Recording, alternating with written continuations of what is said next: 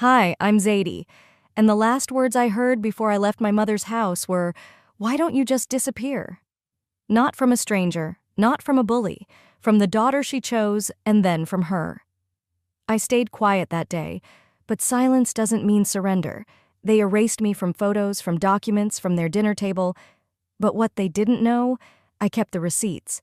And when I played their words back, in public, it wasn't me who disappeared. It was them. Before we dive in, tell me, what time are you listening and where from? I read every single comment. The quiet felt off, like something had shifted in the air but hadn't landed yet. I stood in my mother's living room that Sunday morning in Savannah, holding a warm cup of coffee in both hands. The air inside the house was thick with humidity and silence. I'd stopped by just to check in, like I always did at the end of my work week, but something about the way the room looked made me stop cold. It took a second to register what was wrong. At first glance, everything was in place. The floral drapes, the heirloom rocking chair, the sideboard with old knickknacks from flea markets she never remembered going to. But the walls, something about the walls. My eyes scanned the room again. The photos, every family photo had been changed. Some were newer prints, freshly framed, others were clearly altered. Images where my face had been carefully cropped out, digitally blurred, or replaced entirely. A graduation picture with only Cressida and Vera smiling under the oak tree. The beach trip from 2 summers ago. My arms were still around their shoulders, but the body had been trimmed clean out. Just space. I stepped closer to the large Yellowstone photo above the fireplace. That trip was the only real vacation we took together in the past 10 years. I remembered holding the camera, asking a stranger to take the photo. I had stood between them. Now, a strange gap remained where my body had once been. My fingers grazed the edge of the frame. It was crooked, like someone had hung it in a rush. Or maybe they just didn't care. Down the hall, I heard the soft creak of a bedroom door. Then, the light footsteps I'd grown to recognize too well. Cressida. She walked down the stairs with her phone in hand, wearing one of her branded athleisure sets, hair styled like she'd slept in rollers. Her eyes met mine for a split second, enough to register that she'd seen me, but she looked away just as quickly and walked right into the kitchen. "Good morning," I said, trying to keep my voice even. She didn't answer. I could hear Vera in the kitchen clinking dishes. No one responded. I walked into the kitchen behind Cressida. Vera was at the counter stirring her sweet tea pitcher like she was preparing for a church brunch instead of confronting the fact that her daughter had been erased from the walls of her home. "Did something happen to the photos?" I asked lightly. "I noticed a few looked different." Vera didn't look up. "They looked cluttered," she said flatly. Cressida made a sharp noise, somewhere between a scoff and a laugh, and poured herself oat milk like nothing had been said. I looked around the table at the breakfast Vera had laid out. Biscuits, eggs, bacon. Not a single plate for me. I sat anyway. My appetite was long gone, but I needed something to anchor me. I folded my hands and tried to breathe through the pressure building in my chest. They weren't even pretending anymore. "So," I said, breaking the silence again, "if you want, I can take a look at the AC unit this week. It sounded like it was rattling last time "Why don't you just disappear?" Cressida snapped. The words hit the room like a bottle shattering on tile. She didn't even look up from her phone when she said it. Her voice was sharp, practiced, like it was something she'd rehearsed for weeks. I blinked. Vera didn't scold her, didn't flinch. She set down her fork carefully, looked me square in the eye. "Maybe we'd all be better off if you did." I heard that sentence more clearly than any sound I'd ever known. Not because she yelled. She didn't need to. She meant it. My hands were steady when I placed my coffee mug down. I looked at both of them, the woman who raised me and the woman who always made sure I knew I was second tier. "Okay," I said. That was it. No screaming, no tears, just gravity shifting beneath my feet. I stood and walked out of the kitchen, climbed the stairs, each step echoing like a countdown. In my childhood bedroom, nothing had changed. The pink floral wallpaper, the squeaky dresser, even the lamp I brought from college. It was all still there, untouched, like it had been frozen in time. But it felt unfamiliar now, like a museum display of someone else's life. I pulled my old weekender bag from the closet and packed just enough. 2 outfits, toothbrush, phone charger. I wasn't sure where I was going, just that it wouldn't be here. Downstairs, I paused at the foot of the stairs. Cressida stood at the top now, arms folded across her chest, watching. Vera leaned in the doorway, her face unreadable. "So you're leaving," she said flatly. "I'm respecting what you said," I replied, my hand on the doorknob. "You'd be better off, so I'm giving you that." Neither woman moved. No apologies, no reach for reconciliation. Just silence. I stepped out into the warm Savannah morning. The sun was bright, but I felt cold. As I pulled the front door closed behind me, I turned back once, just long enough to catch sight of the Yellowstone photo through the window. Still crooked, still empty. The moment I opened my eyes, I knew exactly where I was, just not where I was supposed to be. Ryan's guest room was quiet, the mattress beneath me firmer than mine back home, the air dry with the faint scent of cedar. Light filtered through the beige blinds, soft and indifferent. I reached over and grabbed my phone off the nightstand. No texts, no missed calls, not from Vera, not from Cressida. I opened Instagram more out of habit than hope. The first story that loaded nearly knocked the breath out of me. Cressida, smiling wide in a silver sequin dress, raising a glass while surrounded by people I didn't recognize, stood at the center of what looked like a birthday celebration. In the background, barely in frame, was Vera, holding a tray of cupcakes, the kind she only makes for special occasions. I tapped the corner to check the timestamp. Last night. I stared at the screen, my thumb frozen over the next story. I hadn't even gotten a text. No call, no thinking of you or sorry things got weird. Nothing. And the kicker, it had been my birthday. They threw a party for her, on my birthday. I sat up slowly, pulled my legs over the edge of the bed and whispered, I didn't even get a text. It wasn't just forgetting. Forgetting is a missed card, a late voicemail. This was erasure with frosting. Later that morning, I wandered into the kitchen, where Ryan had left a note on the counter. Meeting at 10, help yourself to the blueberry bagels. I smiled faintly. He was one of the few people who actually knew I liked them toasted with just a little butter. After eating in silence, I opened my laptop but couldn't focus. Instead, I found myself slipping into a memory. A few years back, New Year's Eve, when Vera and Cressida went on a cruise, just the two of them. You don't mind watching the house, do you, baby? Vera had said, handing me a small envelope of cash for cat food and pizza. I didn't mind. At least not back then. I'd even told myself, it's okay, they need the break. But that became the routine. Every winter, every holiday, I was the one left behind, keeping the lights on, cleaning the fridge, making sure the plants didn't die. Never once invited. Just useful. That's all I'd ever been. Around noon, I met Ryan at the corner cafe on Broughton Street. We grabbed our usual table by the window, and he waved down the server with a casual nod. You look like you've been staring at a wall for hours, he said, sliding into the booth. I was, and the wall stared back. He raised an eyebrow. I told him about the party, the date, the absence. Ryan didn't blink. He just said, You've been a damn doormat, Zadie. They treat you like a housekeeper, not family. I winced. It's not like that. He leaned in. Zadie, come on. You think it's coincidence they keep doing this? They've shown you who you are to them over and over. You're just not ready to believe it. I didn't have a comeback. I stirred my coffee and went quiet. After lunch, I walked back to Ryan's house, needing air more than caffeine. On the way, my phone rang. It was Mrs. Hastings, one of Vera's neighbors. She liked to call me to check in on things around the block. We chatted for a minute, then she mentioned in passing, Vera said she and Cressida are doing their little family trip again. Just the two of them this year. Sounds lovely. I stopped walking. Just the two of them? That's what she said. It's their tradition now, isn't it? Mother and daughter bonding. No fuss. I murmured something polite and hung up. That word just cracked something I didn't know was still whole. It wasn't forgetfulness. It wasn't miscommunication. It was exclusion. Plain, deliberate. Back at the house, I sank into the old leather chair in the corner of Ryan's den and pulled out my phone. I scrolled through photos I'd saved over the years, group shots, vacations, events.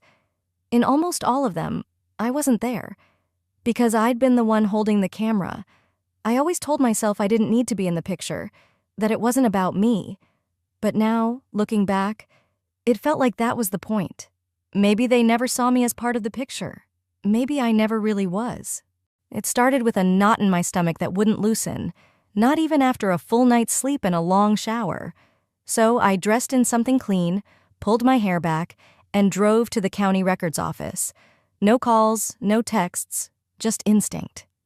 The building sat quiet behind the courthouse square, a low brick structure that smelled faintly of copy toner and old wood. Inside, the clerk, an older woman with gray curls and sharp glasses, smiled when she saw me.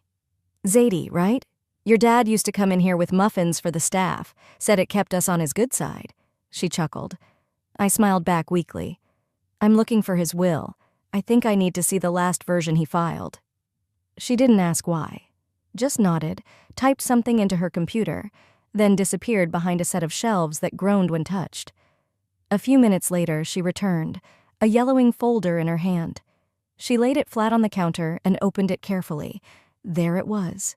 His signature. My name. Clear as day.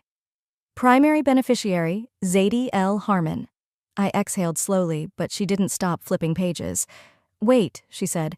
"Here's something more recent." Another page, another signature, same handwriting, different content. "Amendment filed 2 years ago," she explained, her tone shifting. Cressida's name had been added. Mine had been replaced. She looked at me gently. "It's all legal, filed and notarized. Said it was just to update some things." 2 years ago. That was the same time Vera mentioned needing updated medical documents. I remember because she insisted I didn't need to come by to sign anything. My throat went dry. I left the office quietly, gripping a copy of both versions like they might morph in my hands if I blinked. Back in the car, I didn't cry. I just sat still for a long minute, then started the engine. The hospital records department was 15 minutes away. I didn't plan on going, but some part of me did, the part that still wanted to be wrong. Inside, a younger man at the desk tapped his keyboard while I stood there clutching my ID.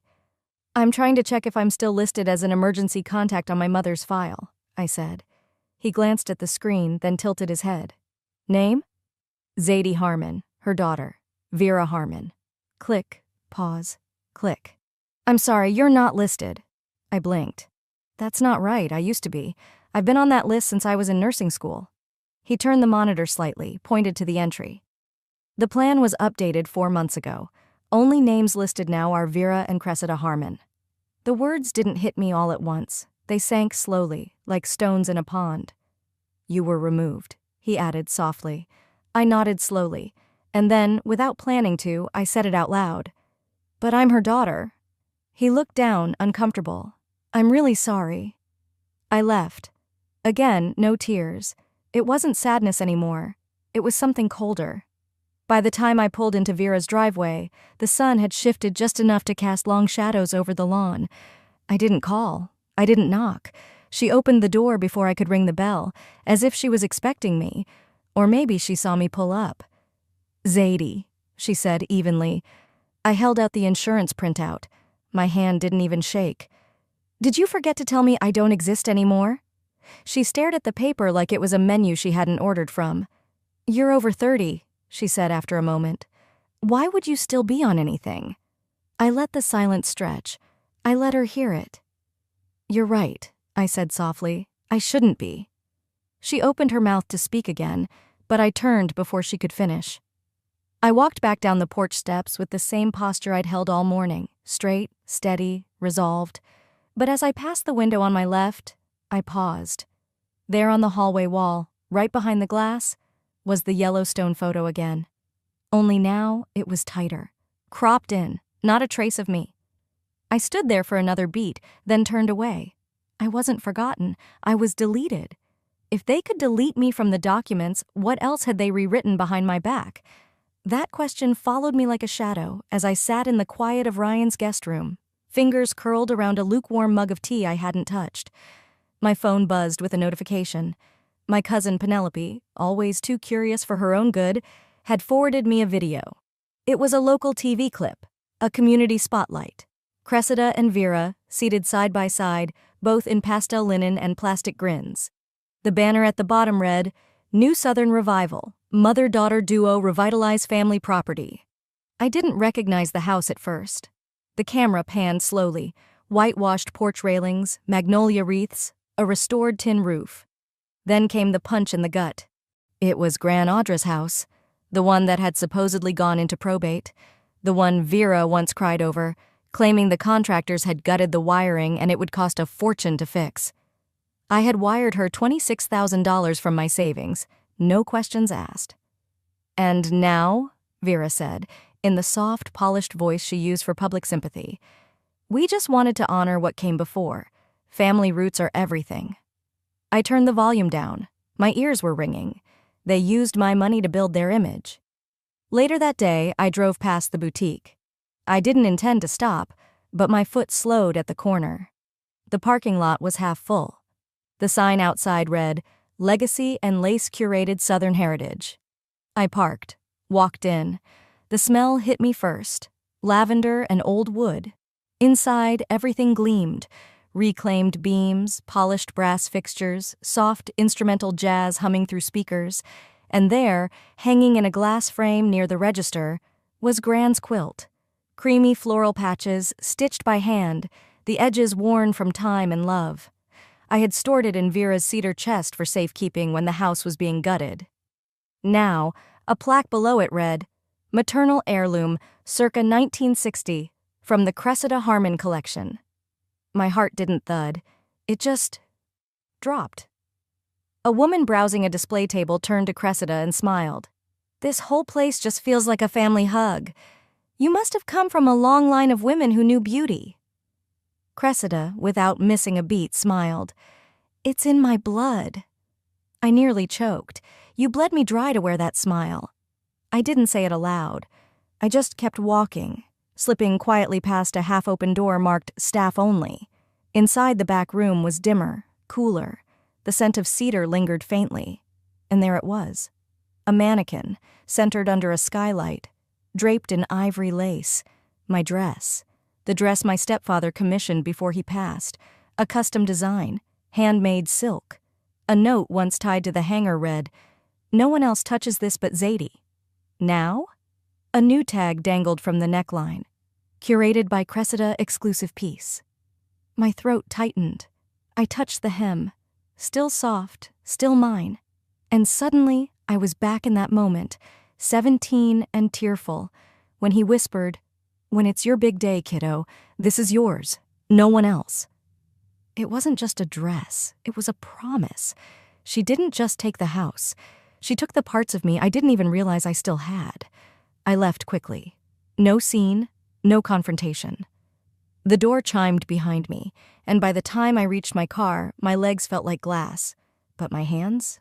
Steady. That evening at Ryan's place, I didn't speak much. I just sat at the dining table with a legal pad and pen. I began listing dates, transfers, screenshots of emails, photo timestamps, receipts from the renovation. My hands moved methodically, like I was charting an infection spreading across clean skin. I wasn't going to cry. I was building something. They wanted a legacy? I'd show them who poured the foundation, who patched the roof, who paid the damn bills. Because legacies aren't just inherited, they're claimed. And I was done asking for permission. The street was dim, quiet. Spanish moss hung from the oaks like tired curtains as I eased my car to a stop 2 houses down from Vera's porch. I hadn't meant to stop, only to drop off an old recipe book she'd loaned me last Christmas. But something about the soft clink of glass and the gentle hum of voices pulled me back into the driver's seat. Their porch light was on, 2 wine glasses, 2 silhouettes, Vera and Cressida side by side in the swing, laughing. I left the engine running, cracked the window. I hadn't noticed until then that my phone, left on the passenger seat, still open to the voice memo app, had resumed recording. It must have glitched, or maybe I'd bumped it earlier. Either way, it captured what I couldn't bear to keep in my memory alone. Vera's voice, that familiar syrupy twang. She's always been so sensitive. Honestly, I think she still believes she matters to us. Cressida snorted, too loud for the stillness around them. It's easier when she's not around. She just brings weight. She drags the mood down. They didn't see me. They didn't know I was close enough to hear the truth. I didn't step out. I didn't return the book. I didn't breathe until I turned the corner out of that neighborhood for what I thought might be the last time. Back at Ryan's apartment, the TV flickered with some late-night detective show neither of us really watched. He was humming in the kitchen, steeping ginger tea. I sat with my phone in hand, the screen glowing with unread messages. One caught my eye, a group thread with Vera and Cressida that I usually muted. It was a misfire, a message meant for someone else, sent to me. Vera, just let her drift. That girl always needed more than she gave. I stared at it for 5 minutes, unmoving.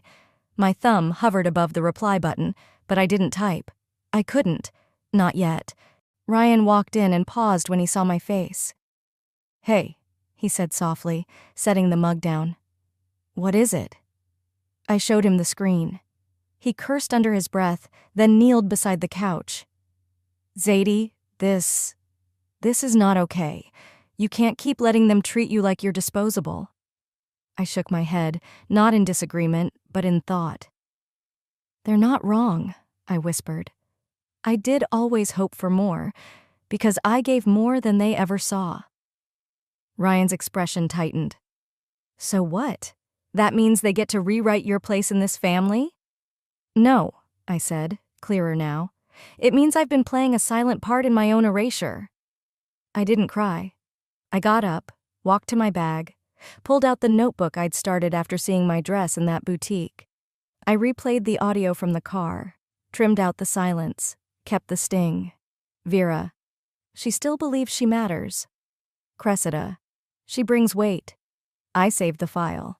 I pulled up my cloud drive, opened the folder labeled Renovation Docs, and renamed it If They Ever Try to Erase Me Again. Inside, I uploaded the audio, the renovation invoices, emails confirming the wire transfers, screenshots of texts from Vera asking for help, photos I'd taken when the house was still half fallen and moldy, when I believed I was saving a legacy we all cared about. They called it sensitive.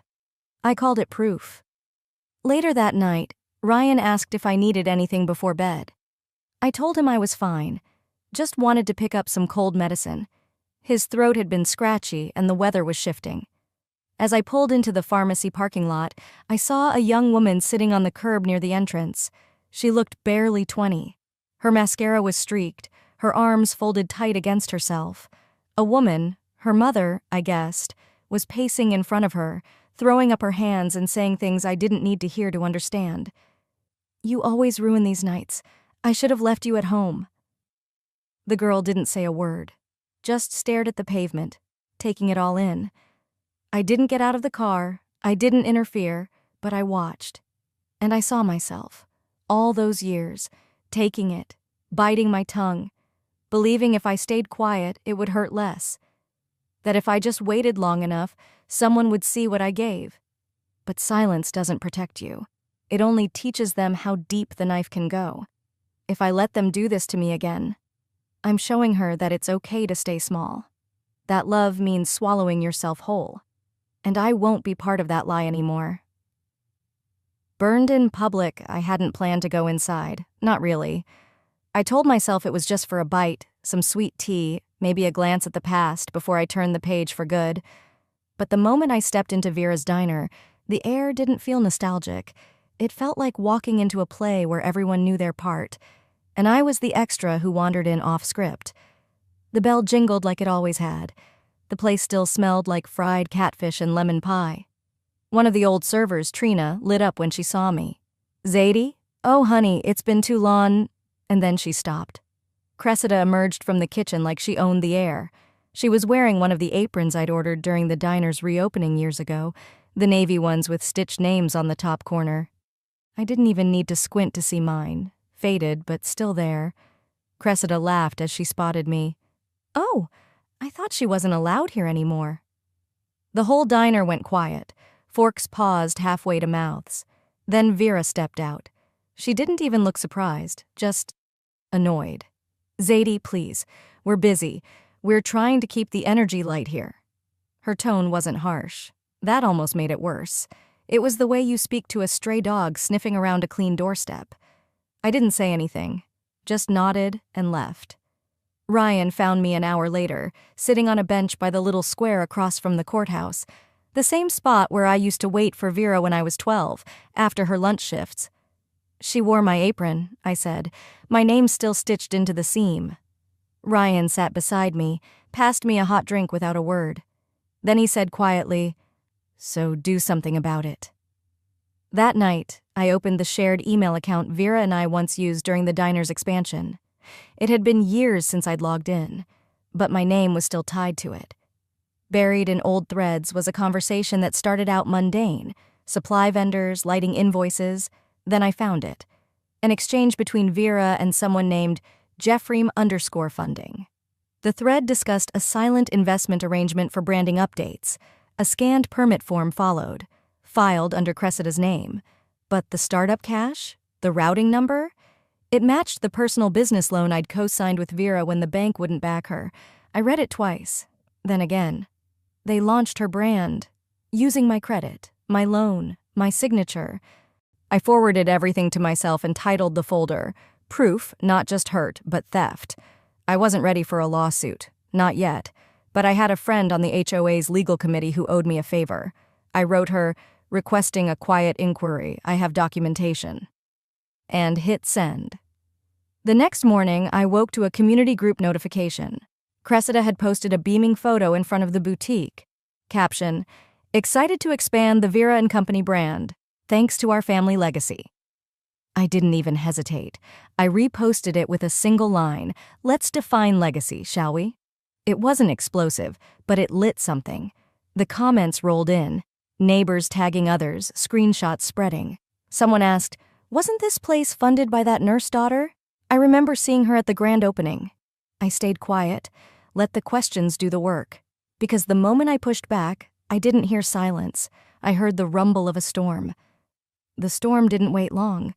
By Saturday afternoon, I'd gotten the email. "Special HOA session, urgent financial review." I didn't need to ask why. A neighbor had tipped me off the night before, forwarding a photo of the posted agenda. At the top, Heritage Brand Expansion, Use of Community Grant Funds. Right beneath it, in smaller print, presented by Vera Gale and Cressida Norin. I arrived early, but not first. The community hall buzzed with low conversation. Folding chairs formed 3 uneven rows, facing a long table stacked with coffee dispensers, HOA pamphlets, and half-filled forms.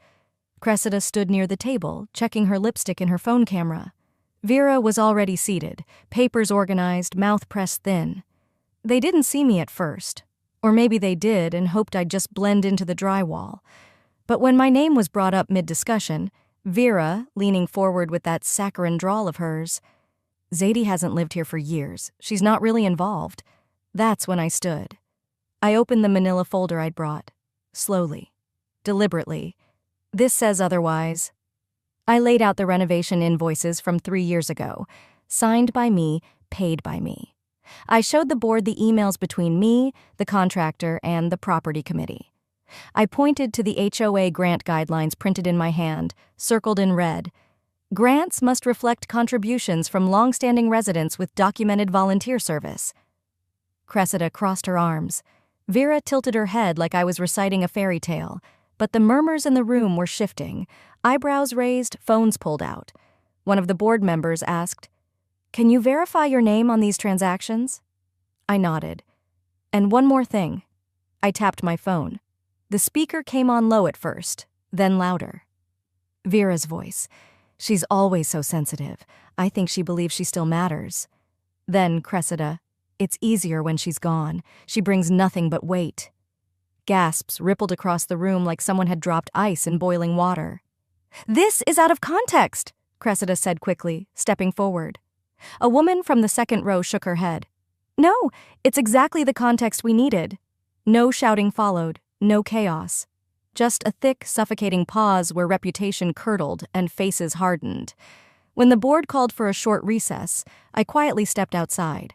Ryan met me in the parking lot with a hand on my back, saying nothing. We drove back to his place. The sun had dipped low by then, turning the trees amber. I asked him to give me a moment alone in the garage. The smell of oil and old cedar was strangely comforting. I sat on a folding chair beside the shelf of old boxes. My name, scrawled in faded Sharpie, stood out on one. I opened it.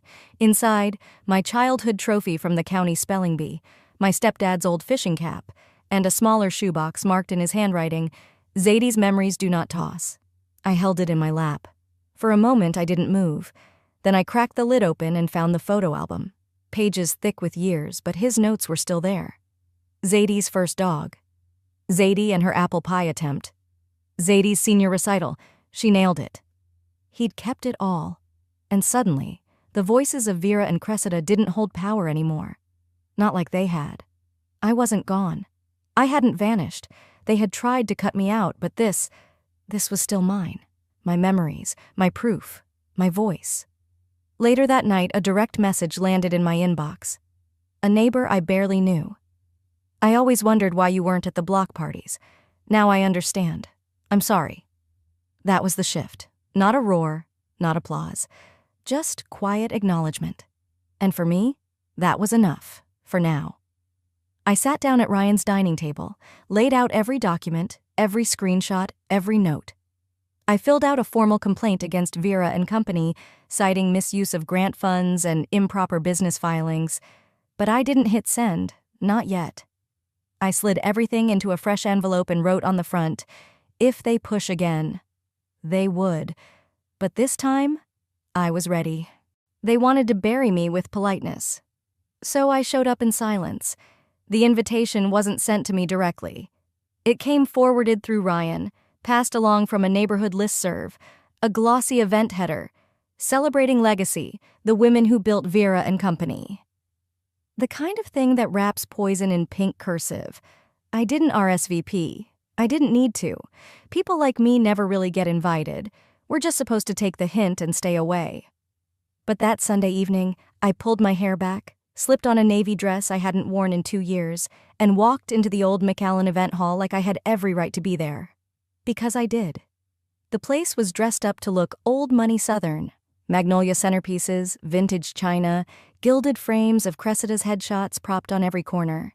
She stood at the podium with a flute of champagne, glowing like she'd swallowed the spotlight. Vera sat at the front table, smiling like a mother of the bride. I walked in as Cressida was mid-toast. I wouldn't be the woman I am today without the strength and wisdom of those who came before me. She didn't pause when she saw me slip into a chair near the back, didn't even blink. The room didn't gasp, but I felt a ripple.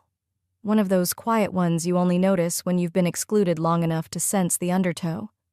I let her finish. I let them sip and nod. I waited. And then, when the room settled back into murmurs and servers began placing plates, I stood. I didn't say my name. I didn't explain myself. I simply walked to the front, set a small Bluetooth speaker on the podium, and turned to face the crowd. "Before we raise another glass," I said, my voice steady, "I thought we might want to hear from one more strong woman in the family." I pressed play. The voicemail started as soft static.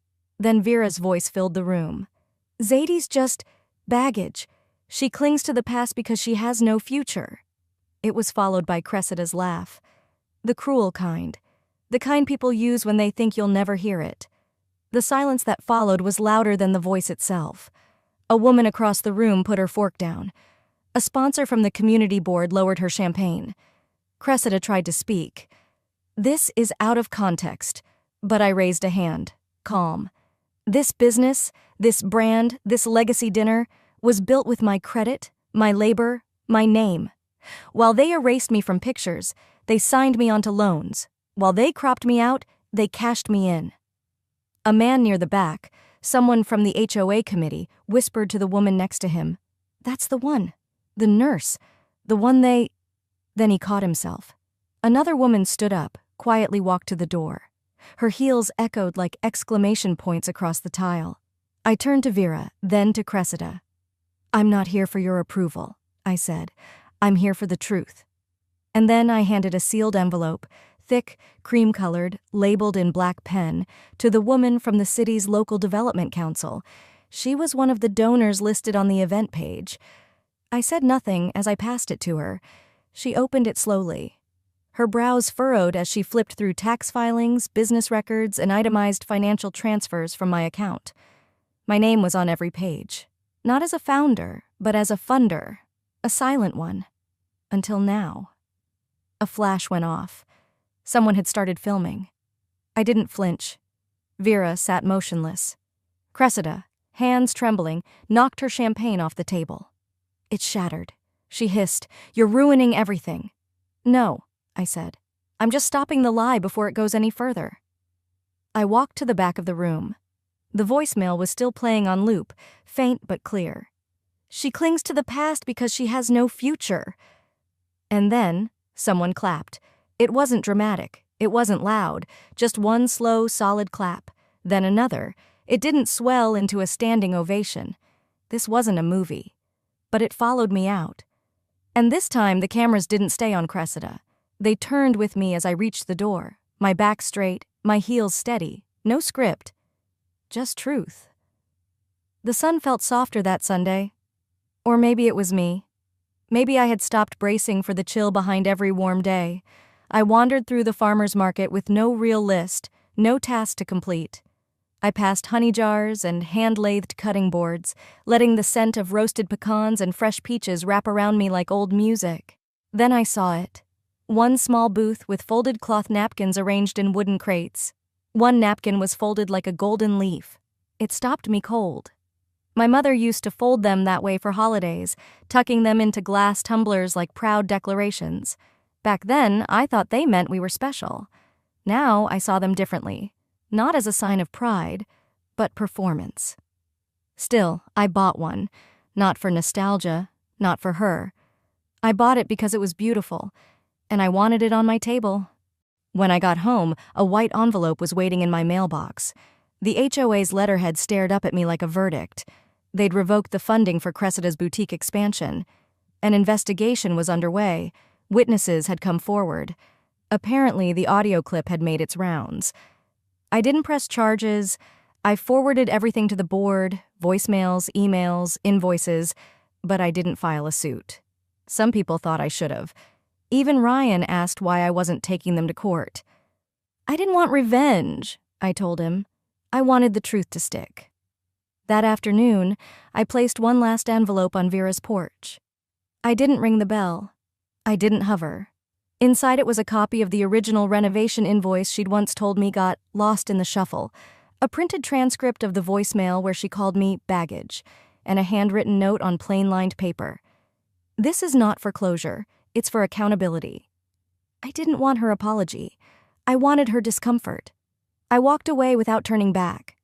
Back at home, I placed the golden leaf napkin on my kitchen table. My table. No one else's. It wasn't folded by Vera. It wasn't waiting for a family gathering where I was expected to smile while being erased. It was mine, for no occasion, for no performance. Ryan stopped by later with coffee. We didn't talk much, just sat. "It's quiet," he said after a while, breaking the silence gently. I looked at the napkin. "That's how you know it's finally mine." He smiled. No grand gesture, no speech. We just sat there, letting the stillness do what years of noise never could. I thought of all the things I didn't get growing up, the birthdays I house sat through, the photos I wasn't in, the holidays where I folded napkins and set places I was never meant to fill. And I thought of all the ways I showed up anyway. "You don't always get the family you hoped for," I murmured to myself later that night as I washed the single coffee mug from our visit. "But you get to become the one person who never erased you." I folded the napkin gently, placed it back in the drawer. And sometimes, the most powerful thing you can do is leave the frame and let them explain the gaps they created.